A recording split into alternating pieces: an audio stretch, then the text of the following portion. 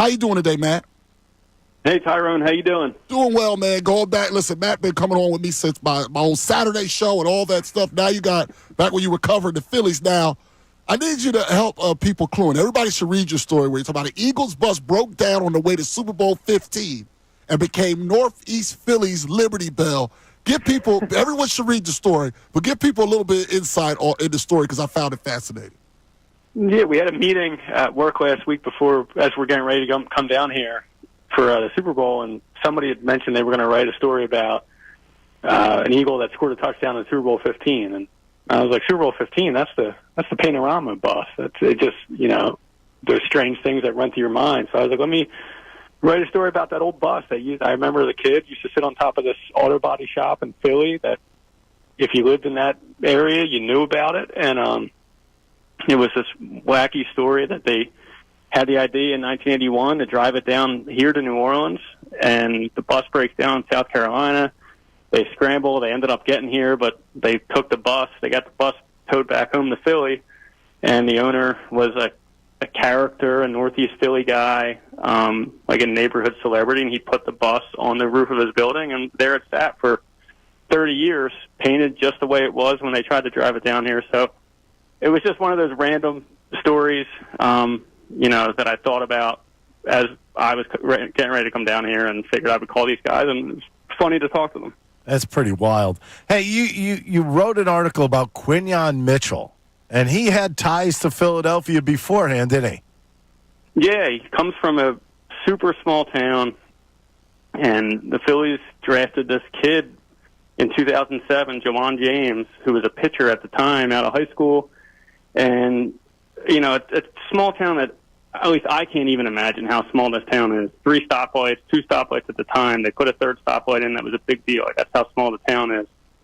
And everybody knows everybody. Juwan James was obviously significantly older than Quinyon Mitchell, but lived so close that he could throw a baseball to his house. And when Juwan James gets drafted, becomes a minor league baseball player, obviously you can imagine what that meant for this small town. It's like, wow, somebody made it out of here, and I can do this. And here, 15 years later, Quinyon Mitchell is a college football star, and then, playing in the Super Bowl as a rookie, and it all traces back, he says, to this inspiration he had as a kid, looking up to this Juwan James, who never made it to the major leagues.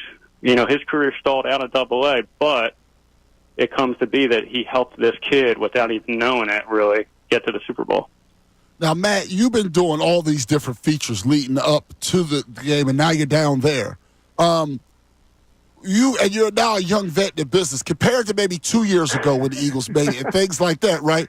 What do you think the overall feeling from the different people, because you're getting into the pockets of the city, like you're in the Northeast, you're all over the area. Do you think there's more excitement, less excitement, more confidence this time? How do you compare the fans that you've spoken to for all your different stories? I think the excitement will never dip. I don't think, even if the Eagles went to the Super Bowl every year. Like, I noticed I don't know if this is what you're even talking about, like with Villanova won the national championship, and then when they won their second one, you could sense that, like, the second one was not as exciting for the city as the first one was. Yes. Like, it faded away. That will never happen. The Eagles could win the next 10 Super Bowls, and the city, it's just different. Like, the city will never lose interest or become less passionate about the football team. But I do think the confidence level is different this time than it was 2 years ago when we were in Phoenix. I just think the team's better, and everybody knows that, and it's the X factor of being the running back. And I think the way that this team has, especially the way they've won in the playoffs, and how much of a lopsided game the NFC Championship turned into, and the moments that Barkley has delivered in the playoffs, I just feel like this team is where 2 years ago it almost had that underdog feel that the Super Bowl team had, and you kind of riding that a little bit. Where now I just think, even though they're technically a betting underdog, I feel like the Philadelphia fan is way more confident than they were 2 years ago. And rightfully so, I think. What do you say? How many we have? We had 60. There were 61 of them. What was the score in that? There were 67 of them. 41 picked the Chiefs. Picked the Chiefs out of from ESPN. And I'm just curious, what is your thought about that and why they would stick with the Chiefs at this point? Yeah, I saw a screen capture yesterday from one of the ESPN morning shows where everybody had the Chiefs. And I get it. Like, they've won the last 2 Super Bowls, right? And it's pretty much the same cast of characters that have won those 2 Super Bowls. And yet Patrick Mahomes, like, it's not a slam dunk. That I do believe the Eagles will win the game. But you still have to respect the Chiefs. I understand if people are going to pick the Chiefs. I'm surprised how this national segment that we're talking about, how much it leaned towards Kansas City. But I think if you look at, like, just from someone who watches football all season long, I never felt like this Kansas City team was the Kansas City team from last year or the year before. Mm-hmm. I felt like I thought they were going to lose last week. Every week I'm kind of like, they just never impressed me. They never blew me away. Patrick Mahomes never really looked like, the Patrick Mahomes that we know. So I think, like, on paper, they're the Kansas City Chiefs, but in reality, like, they have not looked like that to me this year. And the Eagles have just quietly, I guess, have kind of been steamrolling people. It's Saquon Barkley has not been stopped yet, and you're almost waiting for that to happen. It's not going to. Like, I think the Eagles win. I don't want to say they're going to win handedly, but I think they will win convincingly on Sunday, and I think the main reason is because they keep things simple. They beat you up on both sides of the offensive and defensive line, and they will feed Saquon Barkley. And it's a recipe that works.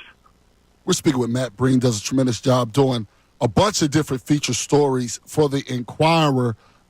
We had that unfortunate plane crash, speaking of the Northeast out there in Mayfair. And now the Eagles are sort of been talking about that, and you wrote about that. You talk about what A.J. Brown had to say about the little hero that ended up saving his sister. Yeah, he tweeted 2 nights ago that he saw this viral tweet about that came from an ABC report that the kid woke up from his surgery and said, "What day did I miss the game?" thinking it was next Monday.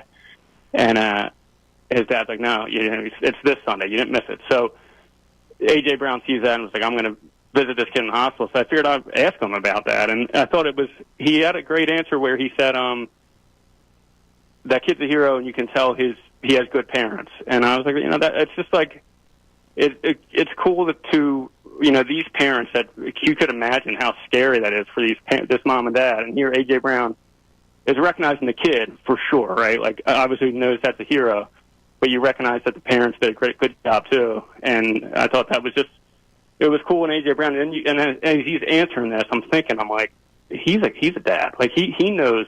We all envision this now. Like, when you hear someone that happened to someone's kid, and I'm sure that's why it touched him. Like, it hit home for him, just like it hit home for everybody, especially, people that have children and can imagine what that was like for this family to go through that. All right, the Phillies have won Lombardi. They're going after number 2. They have a championship in 1960. How did a 15-year-old teenager end up with that trophy? So we got an email from this kid a week ago, and my boss was like, it sounds like a story. You want to look into it? I'm like, yeah, I will. And we kind of had to sniff it out. Like, this sounds bogus in the 4 sentences that he sent to us. 15-year-old kid called him, and I was talking to him, and I'm like, so whose is it? Is it this 1960 NFL championship trophy? Is it yours? Is it your dad's? He's like, well, technically it's mine. And then his dad got on the phone, and they explained that you need almost like a family tree of this trophy because it went so many places, but there was no NFL championship trophy to win that day when they won. There's no Lombardi trophy, obviously, when they beat Vince Lombardi. And this jeweler friend of the owner made him a trophy, presented it to him like the next month. It said NFL champions on it. The owner dies 2 years later, and so the trophy is still in his wife's possession. The wife dies, and her best friend was the wife of the jeweler. So they didn't have any kids. The jeweler's wife gets everything that the Clark family had: a humongous house in the suburbs, obviously everything that was in the house, which was this 1960 trophy. The nephew, so now the woman has the trophy.